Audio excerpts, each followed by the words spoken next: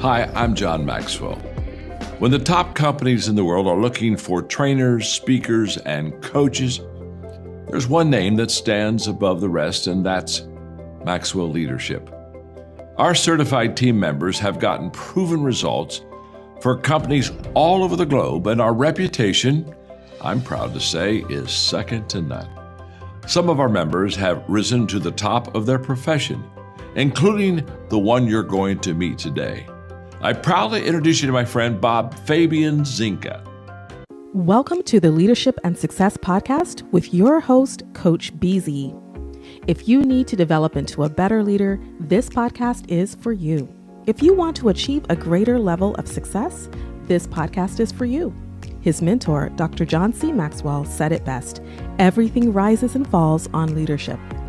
We hope to inspire you today and provide you with an insight that has the potential to positively impact the trajectory of your life. Welcome to the Leadership and Success Podcast.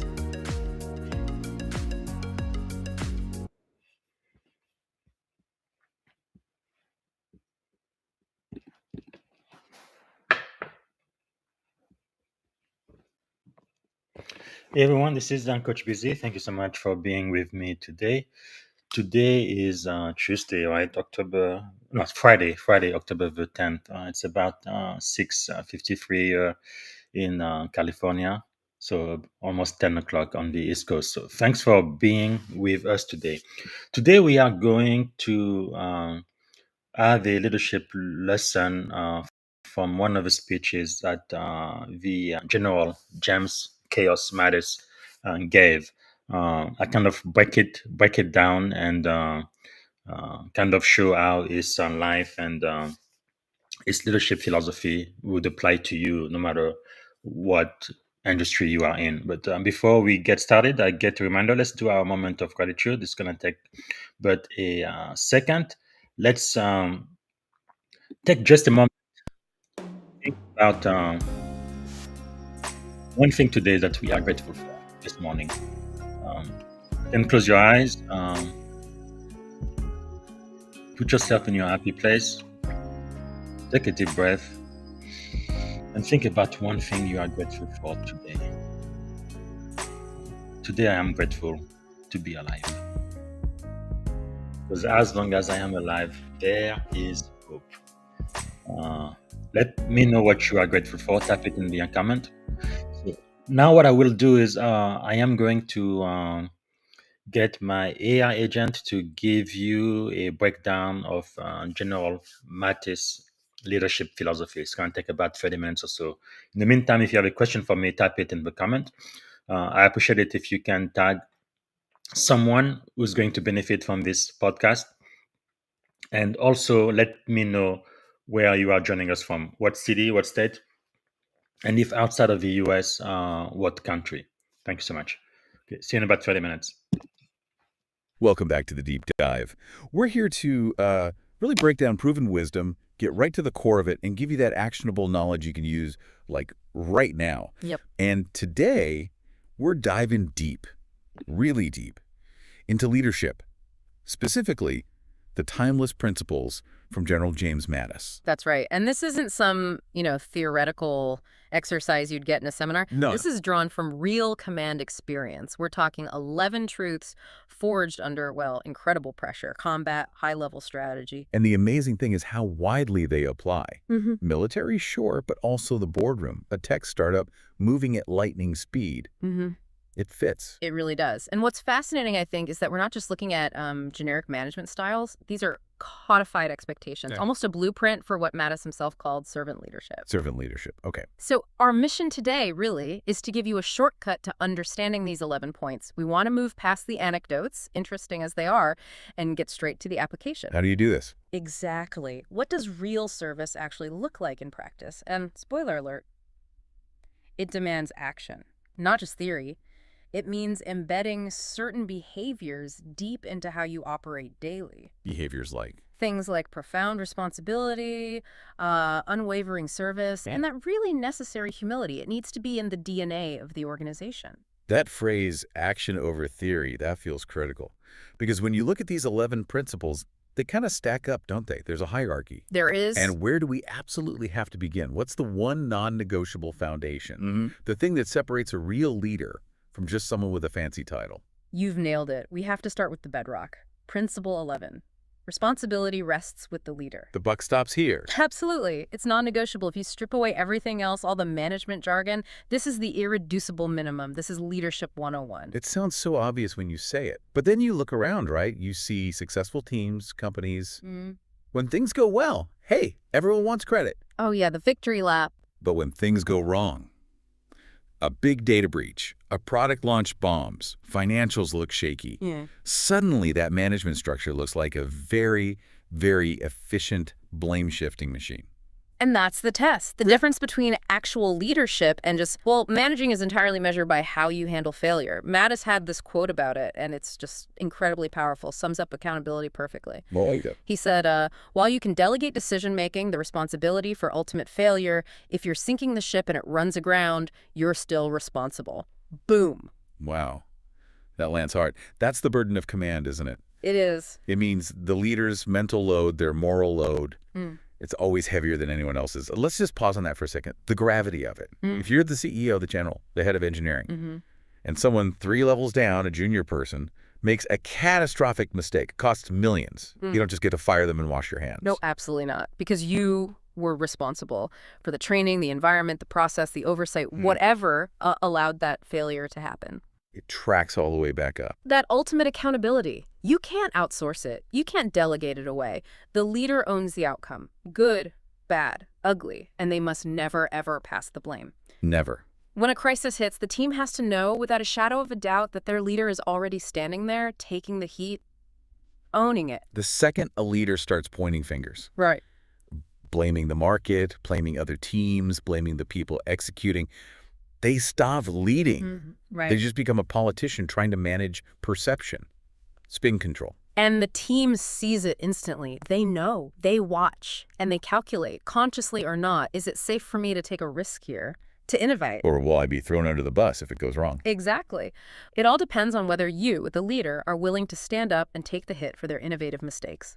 That's why we start here. So the question for you, listening right now, can you honestly say you're prepared to take ultimate responsibility for every outcome in your area? If not, well, in the Mattis framework, you're not leading yet. You might be facilitating, coordinating, but not leading. That's a tough high bar. Yeah. Okay, so accountability is the foundation. But being accountable often means, well, doing things we really don't want to do. Things we might even hate. Yes. Which brings us to the next idea, which really digs into the humility required for real service. Principle 2. Leadership means responsibility, not preference. This one cuts right through the modern idea that leadership should always feel good or be, personal fulfilling every single second. Right, like it's all about passion projects. Exactly. General Mattis apparently despised minefields. I mean, who wouldn't? Dangerous, slow, terrifying work. Yeah, understandable. But he emphasized that your personal feelings, they don't matter. The mission, the service, that comes first, always. The quote you shared earlier is so blunt, it's great. It doesn't matter whether you like this specific moment or not. A leader's job is to take care of problems. That's it. I want to contrast that sharply with a lot of the leadership talk we hear today. It's all find your passion, get in your flow, do what you love. And look, those things aren't bad in themselves, but leadership. Fundamentally, it's about uncomfortable service. It's not always fun. You're like the team's immune system. That's a good way to put it. You're there to fight the infection no matter how messy or unpleasant the fight gets. So for a tech leader today, what's the equivalent of the minefield? Oh, it could be having that really difficult, maybe gut-wrenching conversation with a star engineer who's brilliant but toxic to the team culture. Yeah, that's hard. Or maybe it's killing a product line you personally championed, poured your heart into, because the data, the market, just says it's not working. You have to make the tough call against your own preference. It's about stepping into the minefield of those hard decisions. Layoffs, reorgs, budget cuts, Yeah, telling a long-serving employee they're not meeting the standard anymore. those are the moments. These uncomfortable, necessary actions are what define leadership, aren't they? Because they force you to override what you want to do, or what feels safe, or what maintains personal attachments. Absolutely. The application is crystal clear. Don't dodge the hard stuff. You can't delegate the minefield. You have to walk into it yourself. You have to own it. And model that resilience needed to handle the mess. The second you start trying to optimize your job just for your own comfort, you're failing the people counting on you. They need you to navigate the danger. Leadership demands the humility to do the jobs nobody else wants to do, the tasks everyone else shies away from. You serve the mission, not your comfort zone. Okay, so let's put those first two together. You've got ultimate responsibility, principle 11, and you've got the willingness to sacrifice your preference for the mission, principle 2. Right. That combination, that builds your personal moral authority to lead. But that authority doesn't mean much if the environment around you is broken. Exactly. Which leads us logically to the next piece. How does the leader actively shape the environment? And we have to start with culture. That invisible force. Principle 3, culture. You get the behavior you reward. This isn't just about, posters on the wall with core values. Definitely not. This is about what actually happens day to day. Yeah. What gets noticed, what gets praised, what gets people promoted. What are the real rewards and consequences? Because those observable things, they define what success really looks like in your organization. Good. And here's the kicker. If you passively tolerate bad behavior, Actively endorsing it. you got it. That passive tolerance is probably the single most corrosive thing for a culture. It really is. The source material nails this law of consequence. Whatever your leadership rewards in your organization, that's the behavior you're going to get. Simple as that. If you want ethical behavior, you'll get it. If you tolerate unethical behavior, you'll get that too. Let's unpack that idea of rewarding behavior, because it's subtle sometimes. In tech, for example, you see this pattern. The chaos hero. Oh, the firefighter. Classic. Right. The person who waits till the last minute, maybe even causes the crisis, then pulls an all-nighter, saves the day, and gets showered with praise. Huge visibility. Textbook unintentional reward. You're celebrating the person who puts out the fire, not the person who prevented it in the first place. The fire marshal who did the boring, meticulous planning. Exactly. You're rewarding instability instead of the discipline and process adherence that would have avoided the drama altogether. Mattis saw this in the Marines. How did they build such high standards? Oh. By consistently rewarding the right behaviors. Discipline, taking initiative, integrity. Those were the things that got you recognized, promoted, trusted with more responsibility. So for a leader in, say, a company today, Mm-hmm. you say you value collaboration, but you keep promoting the person who hoards information, plays politics, and wins by competing internally. Then your actual culture values competition, not collaboration. Yeah. Your actions speak way louder than your mission statement. You have to align the rewards, the praise, the promotions, the cool assignments. Align them with the behaviors you genuinely want. You have to reward the engineer who built that stable, well-documented system, even if it wasn't a dramatic 3 a.m. save. It demands real reflection from the leader. What am I accidentally rewarding? Yeah. Am I rewarding speed that cuts corners on quality? Am I rewarding an aggressive style that tanks team morale? Crucial questions. And once you have that baseline culture of discipline starting to form, you need something else, something deeper for resilience, human connection. Which brings us to a principle that might sound surprisingly warm. Principle 5. Affection builds resilient teams. Yeah, this one often raises eyebrows, especially coming from a military context like the Marine Corps. It feels counterintuitive. Affection? Really? That sounds, well, soft. Maybe too personal for a highly disciplined unit, let alone a competitive company. I get that reaction. Are we talking about, like, everyone being best friends, or is it more deep professional mutual care? Mm-hmm. How do you stop this from just becoming a nice culture where underperformance gets ignored?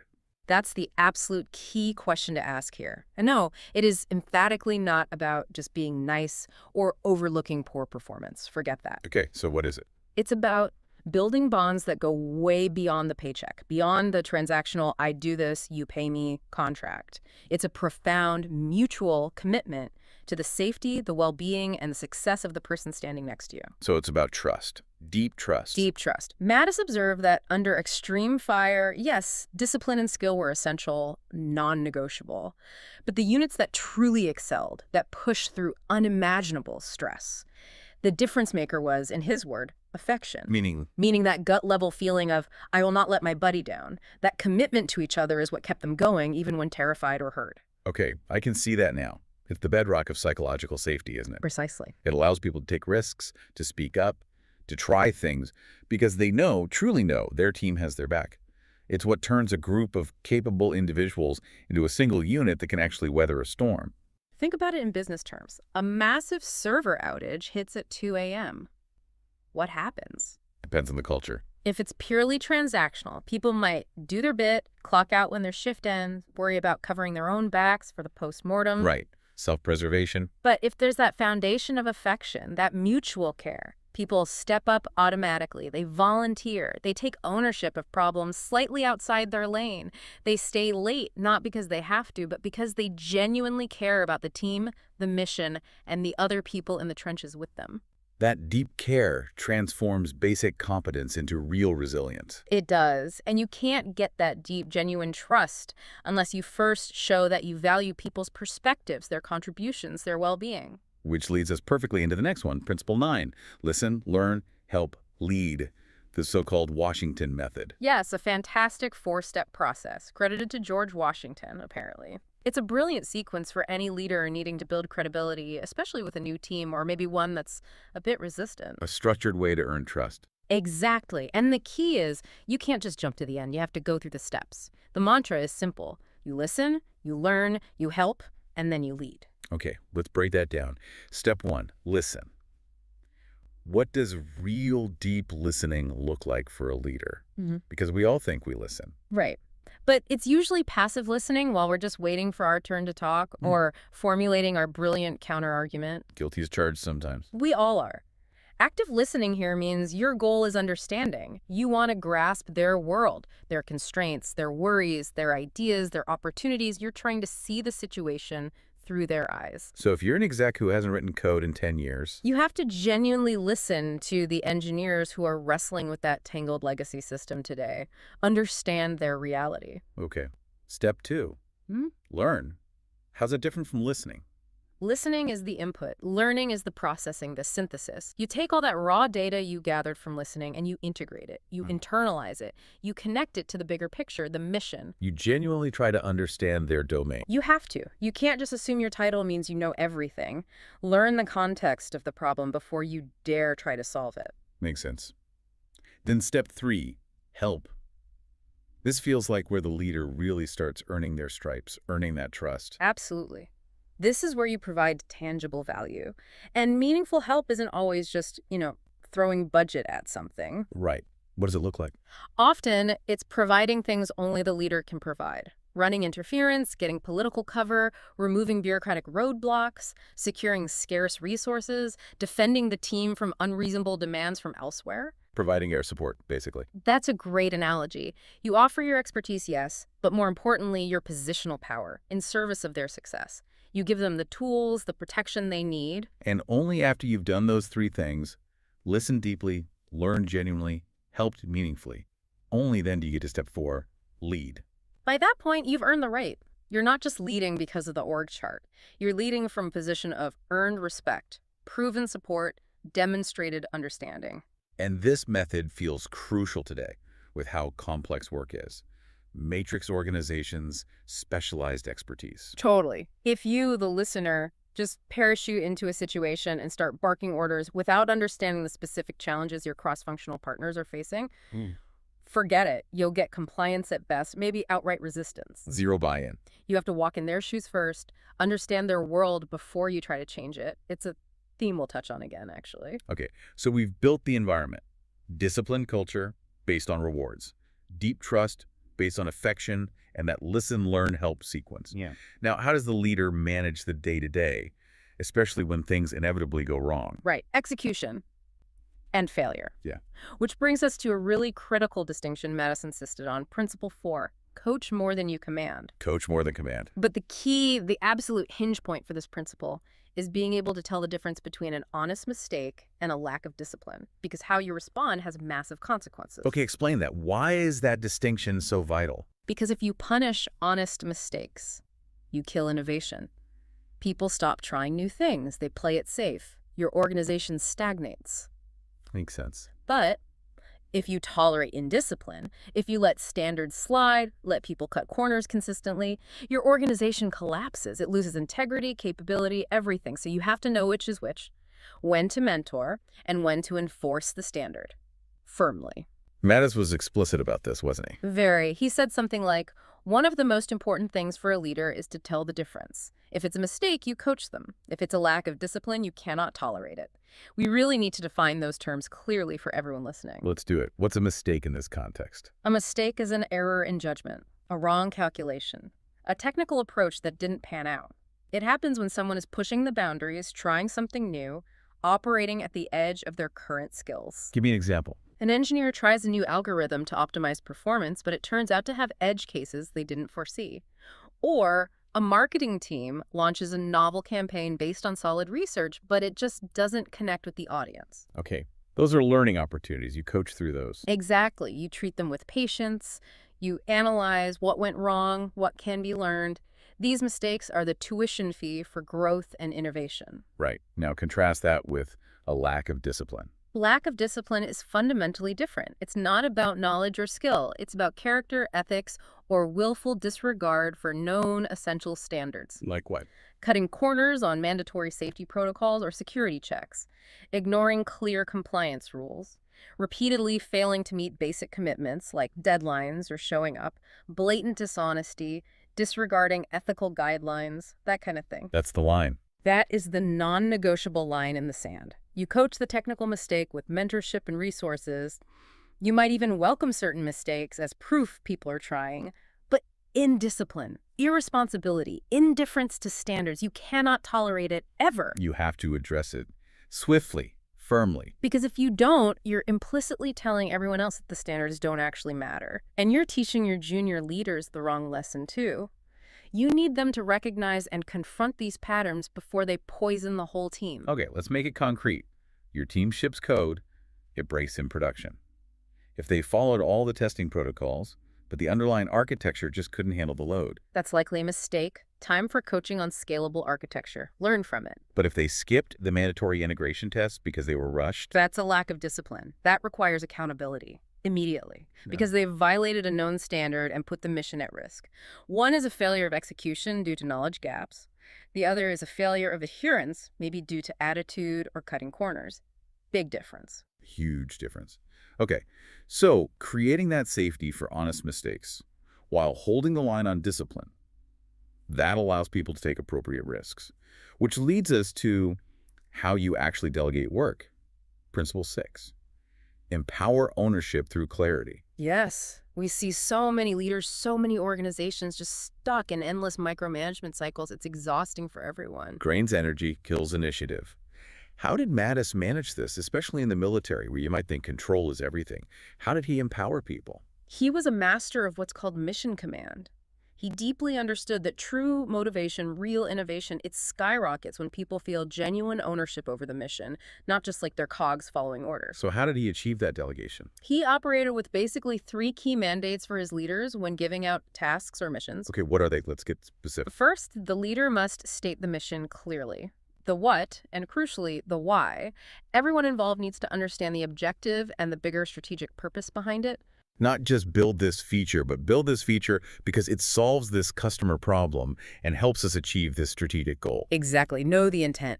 Second, and this is the game changer, give teams autonomy over the how.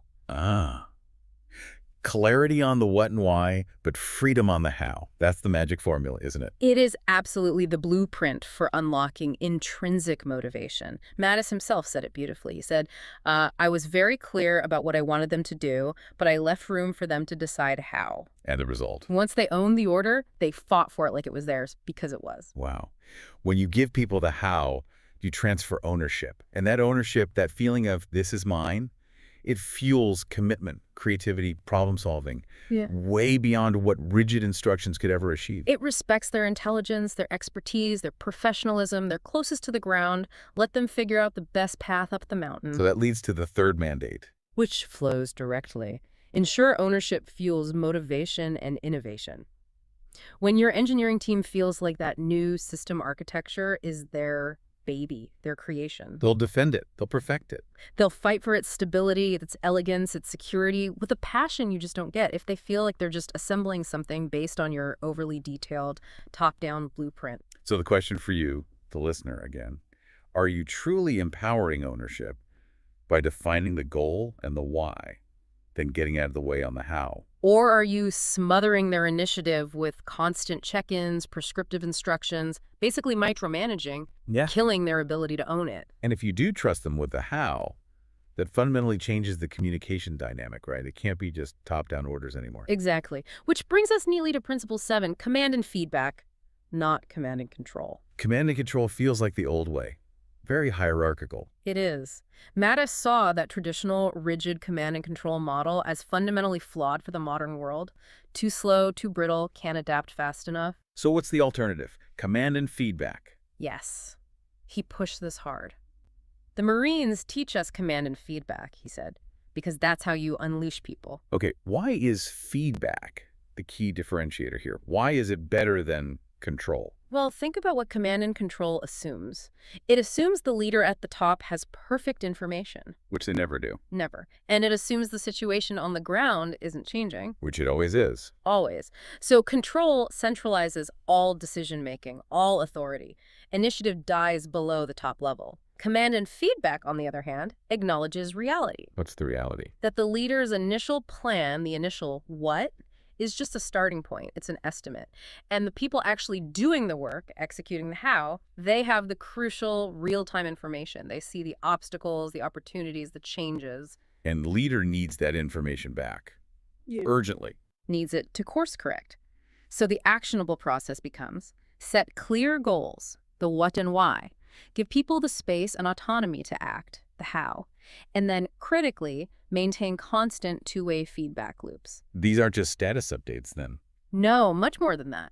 These feedback loops are how the team tells the leader, hey, that constraint you mentioned, it's worse than we thought, or we found a shortcut, can we adjust the plan, or we need different resources than we anticipated. It allows for adaptation. It demands it. Command and control stifles that vital upward information flow. Command and feedback relies on it, and by relying on it, you unleash the team's collective intelligence and adaptability. You build resilience. Okay, we've talked a lot about the leader and their direct team. Yeah. What about interacting with others? Allies, partners, maybe even rivals or other departments you have to work with. It often involves disagreement. Yes, which brings us to Principle 10. Finding common ground.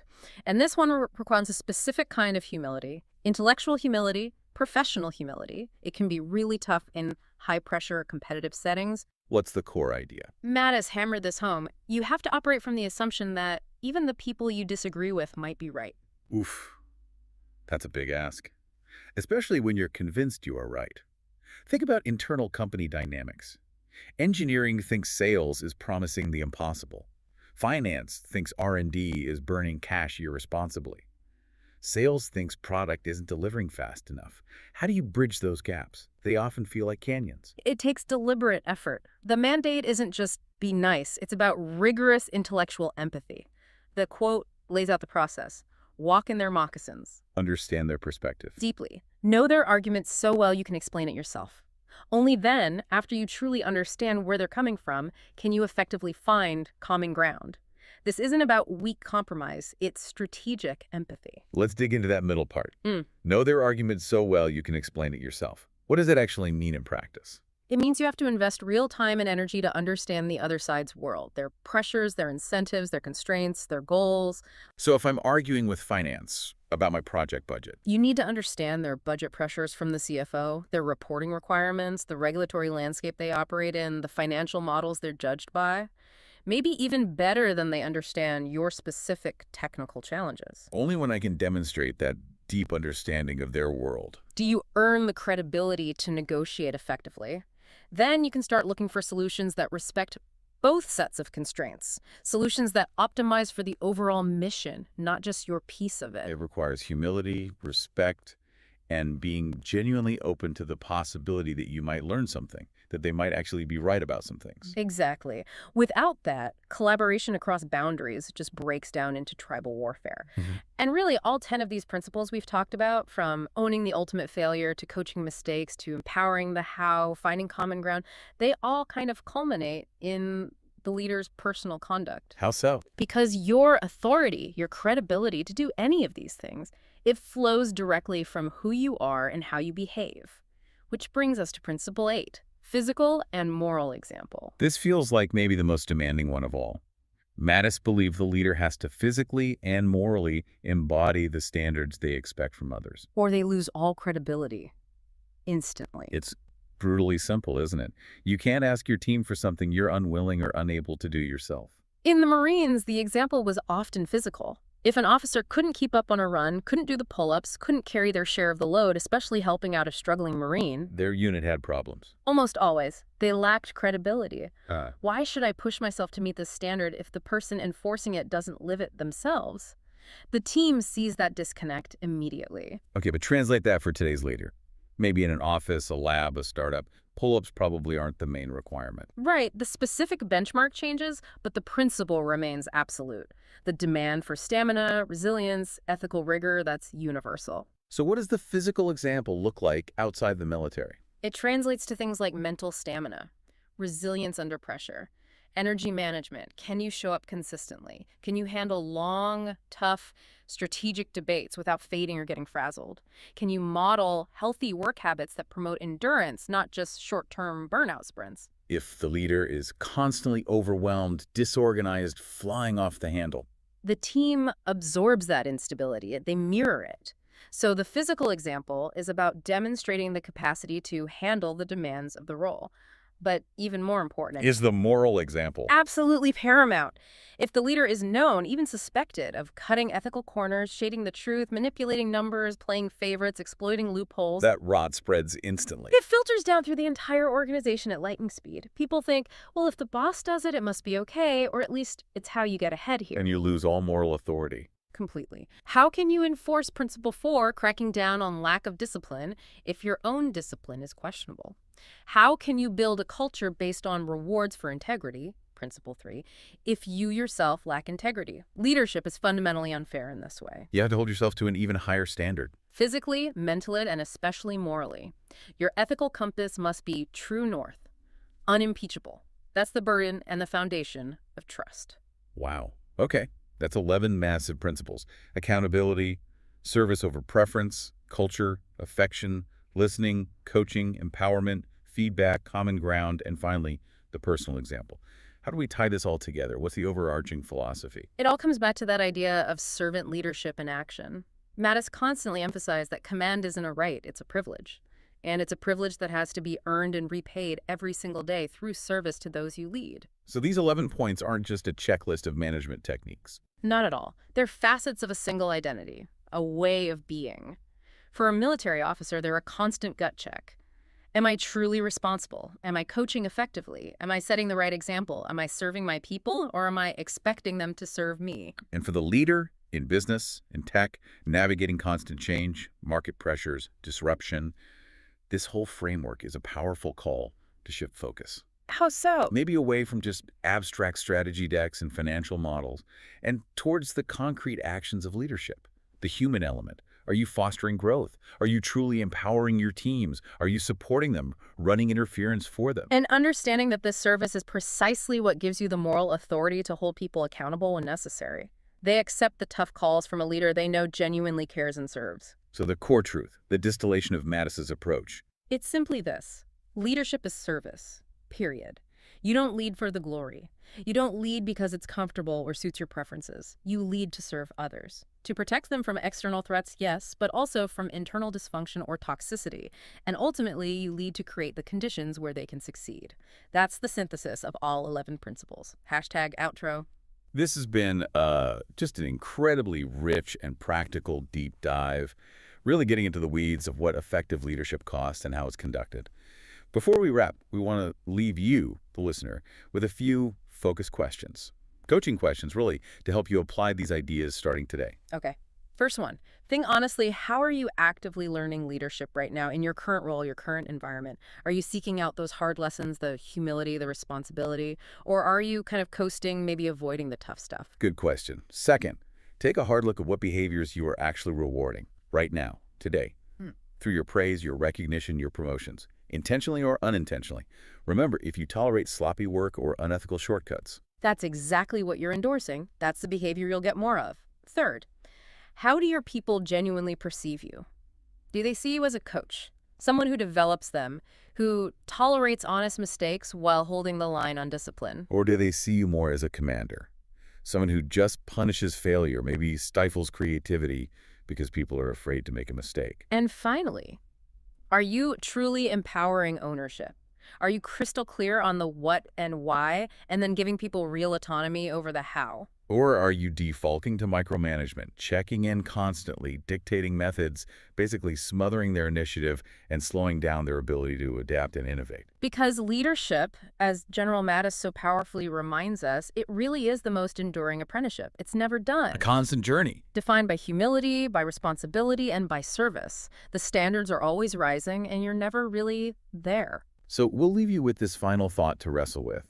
Something provocative, maybe, that ties back to this whole idea of the leadership journey. If the resilience of your team, their ability to withstand pressure and bounce back, is ultimately a direct reflection of your leadership, then what specific part of that lifelong apprenticeship, the humility part, the responsibility part, the service part, what part do you need to consciously focus on starting today to make your team noticeably stronger, more capable, more resilient tomorrow?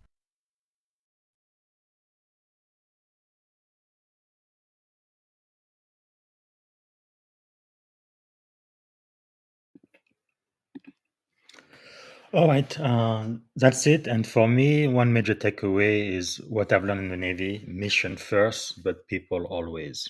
Right? To lead the people, you have to care for the people, you have to serve the people, and then I believe you can lead. So leadership is influence. My primary mentor says, Dr. Maxwell, nothing more, nothing less.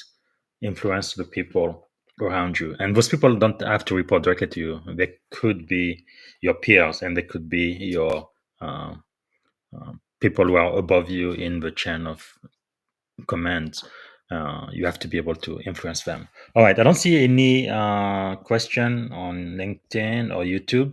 All right. Until tomorrow, I'm going to be back. We're going to do a 10-minute recap of what General Mattis has taught us about leadership out of his incredible experience. And until then, have a wonderful day. Bye. Thank you for listening to the Leadership and Success Podcast with your host, Coach BZ. If you like what you heard, please subscribe to our channels and come back for more wisdom nuggets on how you may develop into a better leader and achieve greater levels of success. Leadership is the most critical skill. The world will always need leaders to lead others, deploy the next disruptive technology, or execute a business strategy. You may as well decide on counting yourself among the 21st century leaders. See you right here next time on the Leadership and Success Podcast with Coach BZ.